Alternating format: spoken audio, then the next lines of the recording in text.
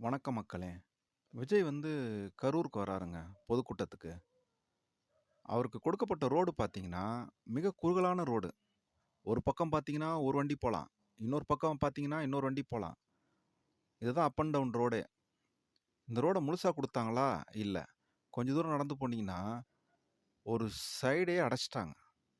அதாவது எல் ஷேப்ல ஒரு பக்கம் மக்களே நிக்க முடியாத அளவுக்கு அடைச்சுட்டாங்க. இந்த கட்டை, கம்பு, ஷீட்டு, கல்லு இதெல்லாம் போட்டு அடைச்சுட்டாங்க. ஸோ மக்கள் வந்து ஒரு பக்கம் தான் நிக்க முடியும். இன்னொரு பக்கம் நிக்க முடியாது.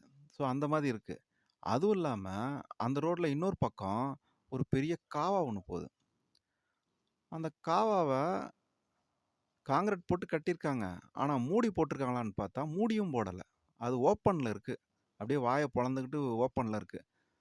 மக்கள் யார் விழுந்தா என்ன? செத்தா என்ன? அப்படிங்கிற மாரி அது இருக்கு. ஸோ, இப்ப என்னன்னா, விஜய் சார் வந்து பேசிட்டு போயிட்டாரு. அவர் போன உடனே ரோட்ல பவர்லாம் கட் பண்றாங்க. பவர கட் பண்ண உடனே பல்லாயிரக்கணக்கான மாஃபியா கும்பல் உள்ள வந்து சேருது. இவங்க என்ன பண்றாங்க, இந்த பொதுக்கூட்டத்துல இருந்த மக்கள வந்து தாக்குறாங்க. ஏன்னா இருட்டா இருக்கு. மக்களுக்கு தெரியல மக்கள யார் தாக்குறாங்கன்ட்டு. இவங்க வந்து பெண்கள், குழந்தைங்கள், ஆண்கள்னு பார்க்காம எல்லாரையும் தாக்குறாங்க. போட்டு குத்துறாங்க, மூஞ்சில குத்துறாங்க, அடிக்கிறாங்க, கத்தி எடுத்து வெட்டுறாங்க, கத்தி எடுத்து குத்துறாங்க, கிழிக்கிறாங்க, வயித்துல மிதிக்கிறாங்க. ஒரு கர்ப்பிணி பெண்ணோட வயித்துல மிதிச்சுட்டாங்க. ஒரு 1 1/2 வயசு குழந்தையோட மூஞ்சில மிதிச்சுட்டாங்க, வயித்துல மிதிச்சுட்டாங்க, கையில மிதிச்சுட்டாங்க, நெஞ்சில மிதிச்சுட்டாங்க, உடம்பு ஃபுல்லா மிதிச்சுட்டாங்க. ஸோ இந்த மாதிரி பண்றாங்க. மக்கள் வந்து சிதைஞ்சு போறாங்க, தெறிச்சு ஓடுறாங்க. யாரோ நம்மள தாக்குறாங்க அப்படின்ட்டு. இதுக்கு இடையில காவல்துறை என்ன பண்றாங்க, இவங்க தான் அரசின் ஏவல் துறையாச்சே. இவங்க வந்து பொதுமக்கள தடியடி நடத்துறாங்க. அங்க லட்சக்கணக்குல மக்கள் வந்திருக்காங்க. இதுல இவங்க வேற தடியடி நடத்துறாங்க. எங்க போவாங்க அந்த குறுகலான ரோட்டுக்குள்ள? எங்கேயாவது முட்டிக்கிட்டு தான் நிக்க முடியும். எங்க போவாங்க? ஏதாவது மரத்து மேல ஏற முடியும், இல்ல பில்டிங் மேல ஏற முடியும். எங்கேயுமே போறதுக்கு வழி இல்ல. மக்கள் தெறிச்சு ஓடுறாங்க. சில பேர் பில்டிங் மேல ஏறுறாங்க, சில பேர் மரத்து மேல ஏறுறாங்க. எங்க போறதுன்னே தெர்ல. இதுல என்னாச்சு, சில பேர் வந்து காவால விழுந்துட்டாங்க. அந்த ஒரு காவா ஒண்ணு போச்சு இல்லையா? அந்த காவால விழுந்துட்டாங்க.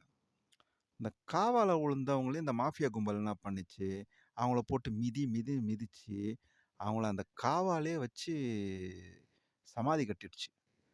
அதாவது போட்டு முக்கி எடுத்துருச்சு, இந்த மாஃபியா கும்பல். ஸோ இதுக்கப்புறம் என்ன பண்றாங்க, இவங்க வந்து இந்த மாஃபியா கும்பல் வந்து இந்த நகையெல்லாம் திருடுறாங்க. இந்த அடிபட்டு சிதைஞ்சு விழுந்து கிடப்பாங்க இல்லையா? அவங்களோட நகையெல்லாம் எடுத்துடுறாங்க. உடனே கொஞ்ச நேரத்திலே என்ன ஆகுது, ஆம்புலன்ஸ் வருது. யாருமே கூப்பிடாம ஒரு 50க்கும் மேற்பட்ட ஆம்புலன்ஸ் வருது. இந்த மாதிரி அடிபட்டு, குத்துப்பட்டு, சிதைஞ்சு கிடக்கிற அந்த மக்கள ஒருத்தரையா தூக்கி போட்டு கொண்டு போறாங்க ஆம்புலன்ஸ். கொண்டு போயிட்டு அரசு மருத்துவக் கல்லூரி, அரசு மருத்துவமனை. இந்த மருத்துவமனையில கொண்டு போய் இவங்க சேர்க்குறாங்க. சேர்த்த உடனே அங்க ஐசியூ ஐசியூ வார்டுல கொண்டு போய் சேர்க்குறாங்க. இத ஒரு பிரைவேட் மருத்துவமனையிலயாவது போய் சேர்க்கக்கூடாதா அவங்கள? அந்த கவர்மெண்ட் மருத்துவமனையில கொண்டு போய் சேர்த்து, பாவம்.